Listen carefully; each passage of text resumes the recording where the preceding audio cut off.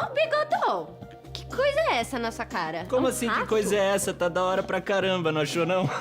Não, tá bem esquisito, na verdade. Da onde você inventou essa moda? Tava olhando umas fotos do Jânio, achei da hora pra caramba o estilo dele, assim, bigodão, pá. Não gostou? Não, Não? a moda é outra, cara. Qual que é a moda? Faz uma barbona aqui, um coque samurai, Barbona sabe? aqui, coque samurai. Será que fica bom coque samurai em mim? Depois a gente fala disso. Vamos começar o programa? Vamos começar. Vou chamar aqui o Eu Jânio. já fiz o desenho dele, só colocar no fax. Máquina do tempo, querida. Traz Jânio pra mim, please.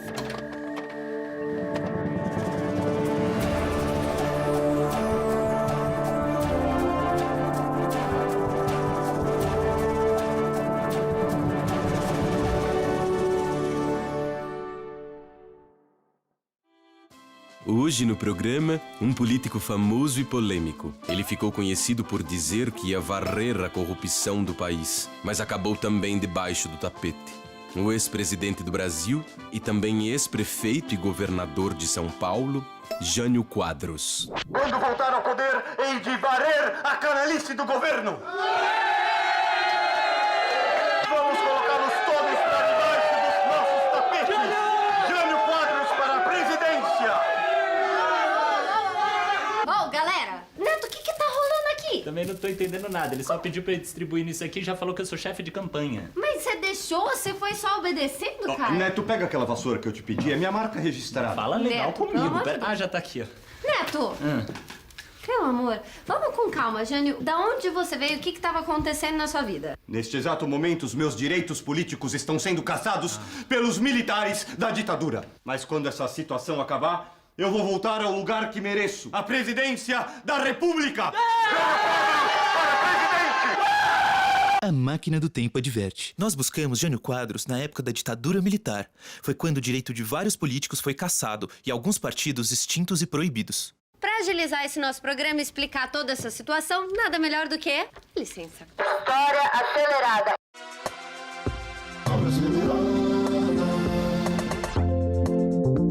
Depois do Estado Novo e do suicídio de Vargas, que deixou todo mundo passado e ainda impediu um golpe militar, parecia que finalmente o Brasil ia ficar sussa, tranquilinho, quando o JK conseguiu cumprir o seu mandato até o fim. Mas a situação ficou bem ruim depois da vitória do Jânio Quadros na eleição de 1960. O Jânio ganhou com folga. Ele tinha o apoio da galera. Ele andava entre as multidões comendo pão com mortadela. Falava que ia varrer a corrupção. Até aí, grande novidade. E por conta desse apoio, ele achou que ia poder fazer o que quisesse. Mas não foi bem assim. Na economia, Jânio fez decretos que não conseguiram barrar a inflação. E também não conseguiu negociar a grande dívida externa, principalmente com os Estados Unidos, que financiaram um monte de coisa, inclusive a construção de Brasília. Para tirar o Brasil da cola dos norte-americanos, ele adotou uma política externa independente. Parou! Parou! Parou! Parou, porque esse assunto é importante e não dá pra fazer corrido, não. O que foi, Clara? A gente precisa falar da Guerra Fria e como isso influenciou tudo lá na frente. Ah, tem razão, pode continuar. Depois da Segunda Guerra Mundial, a Europa estava arrasada e as duas potências da época, que eram Estados Unidos e União Soviética, conseguiram achar uns brothers para se aliar e cada um formou um bloco, tipo grupinho de WhatsApp que não se conversa. E é justamente por isso que esse período foi chamado de Guerra Fria, porque ninguém chegou a atacar ninguém de fato.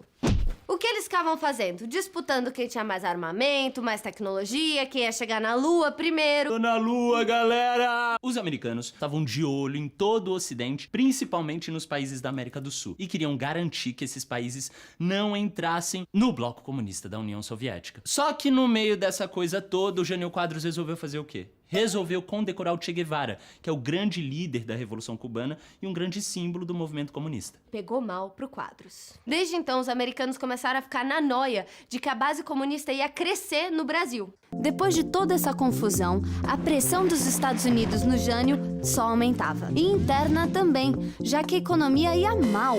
Aí, em agosto de 61, apenas 8 meses depois de assumir a presidência, Jânio tentou a última cartada. Seu vice, João Goulart, mais conhecido como Jango, um cara com ideias mais de centro-esquerda, estava em uma viagem diplomática na China comunista. Aí o Jânio pensou: ninguém vai deixar o Jango assumir? Eles têm medo que ele seja comunista? Vou renunciar e voltar nos braços do povo. A oposição vai ver só. Mas não deu certo.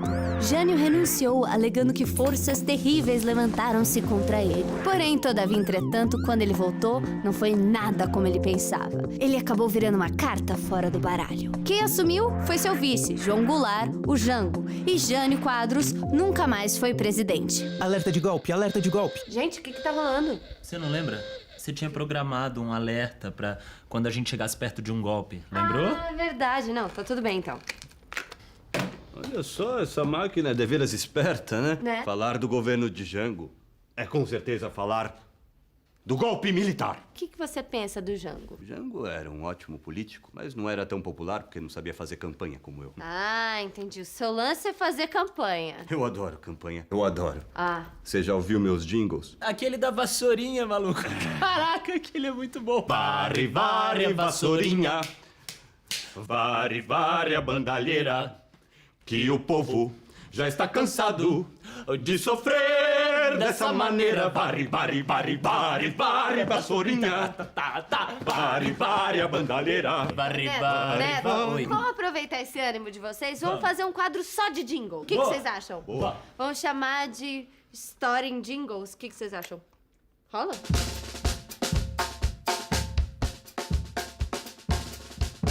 Story lindos. O quadro Story in Jingles vai funcionar assim. Eu e o Neto vamos contar uma passagem do governo do João Goulart. E com a ajuda do Jânio, a gente vai criar um jingle em cima, ok? Bom, seguinte, galera. O Jango tinha voltado da China, só que o povo não queria que ele assumisse como presidente porque pensavam que o cara era comunista. E rolou até um veto militar organizado pelos ministros, que eram militares. Aí o que o Jango fez? Ele colou na galera do Movimento da Legalidade, liderado por um cara chamado Leonel Brizola.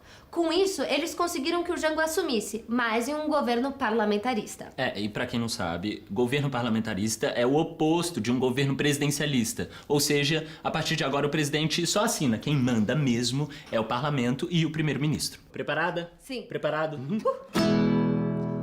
O Jango assumiu, mas sua força era restrita. o sistema era parlamentarista. Quem mandava era só parlamentar.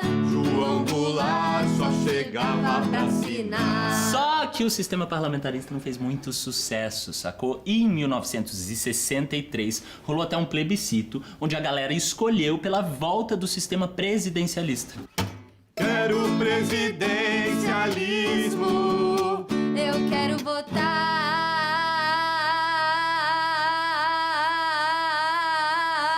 Chega!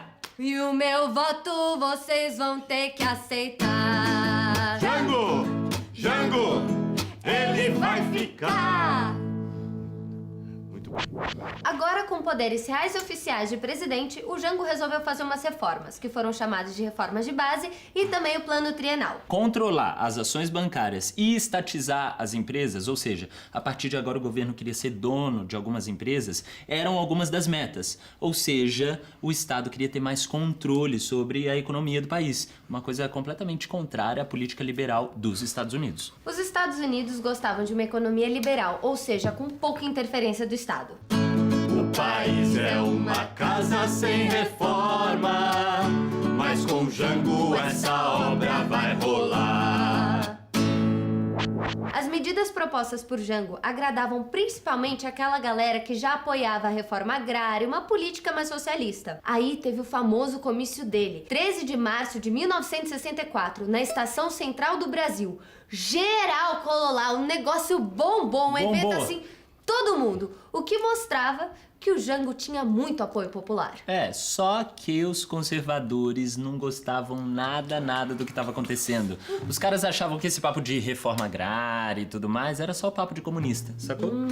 Terra e dinheiro pro povão. João Goulart é a voz de uma nação. E aí, em resposta à popularidade de Jango, os conservadores organizaram a Marcha da Família com Deus pela Liberdade, que bombou, lotou, geral foi pras ruas de São Paulo nessa marcha.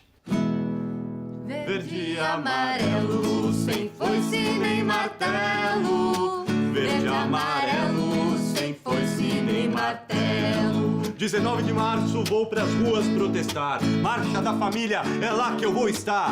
Aí que a situação tava montada. Era uma galera contra o Jango nas ruas. O pessoal da elite, das grandes empresas, todo mundo que curtia economia liberal e os Estados Unidos. Aí tava a situação montada, preparadinha pro golpe. Golpe! Golpe! Gente, não. Golpe. Gente, não vai dar. Não, Golpe. Golpe militar é um assunto treta. verdade. Vamos falar isso sem jingle. Jingle parece que tá tudo Vamos feliz guardar, e não vamos tá, guardar. né? Tem razão. Levar a sério. Muito obrigada. E fala aí, Jânio, como foi o golpe? Péssimo.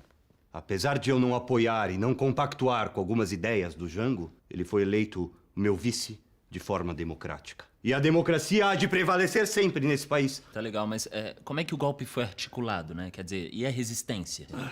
Quando uma elite de poderosos se juntam com os militares e tem o apoio dos Estados Unidos, o que você acha? Não tem pra onde fugir. Golpistas! Golpistas! Tudo começou em Minas Gerais, né? Sim.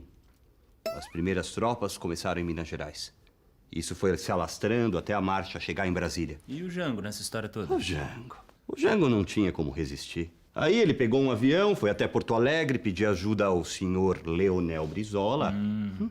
Mas dia 2 de abril já não tinha jeito. As ruas já estavam tomadas. Caraca, que doideira essa história, mano. É, doideira. A história é uma doideira. Mas esse lugar tá imundo. Eu falo isso pra ela. Eu não vejo você tirando um prato quando você come aqui no meu quarto Quê? e você tá aqui o Você tempo todo. Olha, vamos aproveitar pra fazer uma faxina. Vai. Vamos fazer essa limpeza. Ótimo. Tá muito sujo esse quarto, Clara. Que desleixo, sério. Pelo amor de Deus, olha aqui, ó. Varre, vassourinha. Como é que você consegue escrever alguma coisa nessa escrivaninha toda imunda? Então é isso aí, Story Lovers. O show e a história não param. E no próximo programa a gente vai entrar na ditadura militar. Sabe, essa página infeliz da nossa história? Passagem desbotada na memória das nossas novas gerações. Dormir, ai, ai, ai!